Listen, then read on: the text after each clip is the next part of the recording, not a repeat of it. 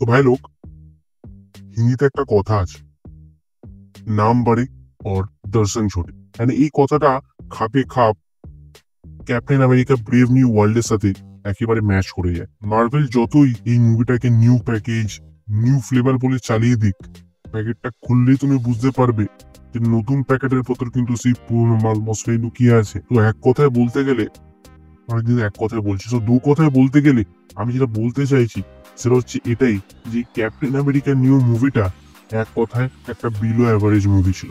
মুভির ভেতরে যদি কিছু জিনিস সত্যি ভালো থেকে থাকে তো সেটা হচ্ছে রেড হাল্কের পোর্শনটা। আর এই রেড হাল্কের পোর্শনটাই মুভির ভেতর ম্যাক্সিমাম 10 মিনিট ছিল। তো যারা যারা এইটা ভেবে যাচ্ছে মুভিটা দেখতে যে মুভির ভেতর রেড হাল্কে দেখানো হবে, তারা একটু হলো আপসেট হয়ে যায়।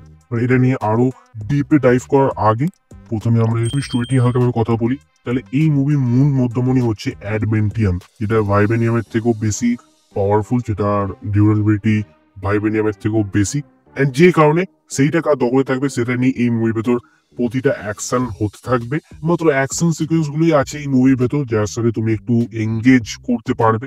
এছাড়া মুভির ভেতর আর তেমন কোনো জিনিস নেই যেটা দেখে তোমার মনে হবে যে হ্যাঁ ভাই এটা ভালো।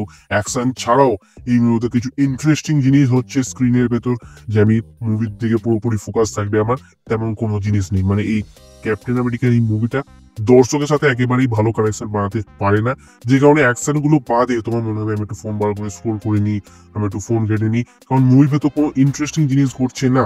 অ্যান্ড মুভিটা ক্যাপ্টেন আমেরিকার প্রতিটা মুভি থেকে হালকা হালকা হালকা হালকা করে জিনিস তুলে নিয়ে তোমার সামনে ছুঁড়ে দিয়েবে, তুমি সেটা ক্যাচও করে নেবে, কারণ তোমাকে মাথা এই মুভিতে একেবারেই খাটাতে হবে না।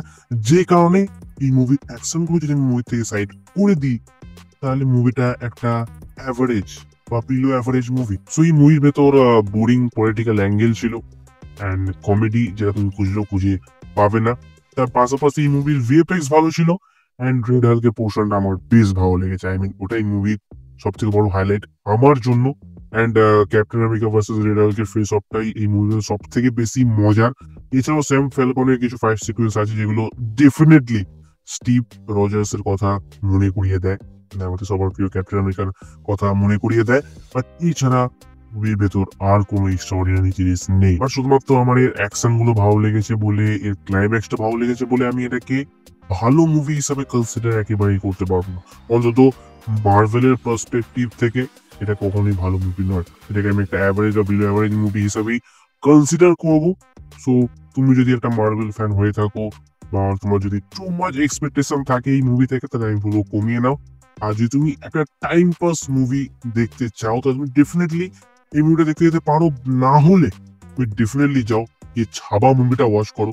ওকে, আর আমি এই ক্যাপ্টেন আমেরিকা মুভিটাকে দেবো 5-এর ভেতর 2 স্টার। ইয়েস, এটা একটা বিলো অ্যাভারেজ মুভি। আর ডেফিনেটলি যাও গিয়ে ছাবা মুভিটা ওয়াচ করো। আর ওয়াচ করার আগে ডেফিনেটলি আমার রিভিউটা চেক করে নাও, কারণ আমি ছাবা নিয়েও কথা বলেছি। তো তুমি যাও সেই ভিডিওটা চেক আউট করতে পারো। তোমার সাথে আবার ঠিক সেই ভিডিওতে। So by.